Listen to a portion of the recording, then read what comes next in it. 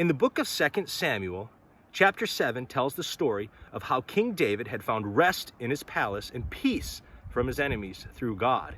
And so, distraught that the Ark of the Covenant was being housed in a tent and he was living in a great palace, he consulted of his prophet Nathan and asked, "Can I build a temple for God?" Interestingly enough, after Nathan had consulted with God, he came back with the answer no. And David's response is really noteworthy. Hi, my name is Jake, and welcome to my video series on some biblical insights that I hope can be both encouraging and challenging to you. So after King David is told no by God that he will not be building this temple for God, I think that King David could have responded in one of three ways. I know I probably would have been somewhere on this spectrum. I think one, he could have been really, really mad. He could have been like, "God, I fought kingdoms, I fought people for you, and what now you're telling me I can't build you a great palace?"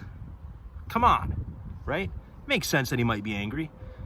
Two, he might be neutral, right? He might have been like, I'm really frustrated, God, that you're saying no, but whatever, praise to you, and then go about his business. I think the third option is that David could have been really kind of pouty and sad about it. I definitely get this way. And if God says no about something, maybe King David would have been like, "Oh, it's fine, whatever. Forget about it," and not really praise God, not been neutral or angry, but just really kind of been distraught about it and let it kind of eat away at his mind. Interestingly enough, David responds in a really cool way. So instead of being angry or neutral or pouty, the first thing David does in the book of 2 Samuel chapter 7 in the later part, he literally praises God for like a whole big long section of the chapter. It's really awesome. So instead of getting mad or anything right away, his first response is to praise God. Pretty cool. David's second response to God is equally noteworthy. So even though he's told no, that you will not be building this, we find out a little more information in 1 Chronicles that God is gonna have his son build this temple. So his second response is to prepare. First response, praise. Second response, prepare, which I think is awesome. It says that King David prepared bronze and iron to make nails. He brought in cedar logs and all these precious metals. He actually got some stone cutters to cut stones that would be making up essentially a foundation of what this temple was going to be. My challenge to you all today is think about that for your own lives. In your own lives, how might God be saying no to something in your life and yet maybe still be encouraging you to give him praise and prepare someone else for that same ministry? Me, for example, let's say me, I can play the drums, right?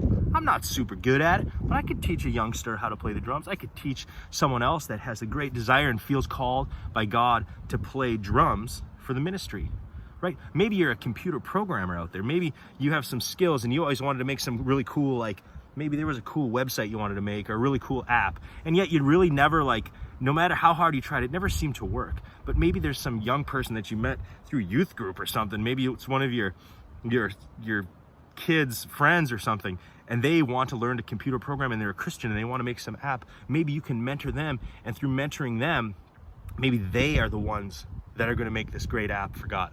I don't know. There's a million different things that come to mind when thinking of mentoring younger Christians into growing up, and maybe that through our own experiences and through our own trials and tribulations, that we can impart upon them something that maybe they can succeed in, that maybe we didn't necessarily fail in, but maybe, because King David was definitely not a failure, right? He did all sorts of awesome things, and maybe that's the same in your life, but maybe there's like this thing of passing it on to not even necessarily the next generation. It could be a friend, it could be someone that's older than you. It just matters about that you're trying to pass that on, and that you're giving praise to God through that situation, not being pouty or angry or neutral about it, but really giving God the glory, and through that same process, mentoring someone else.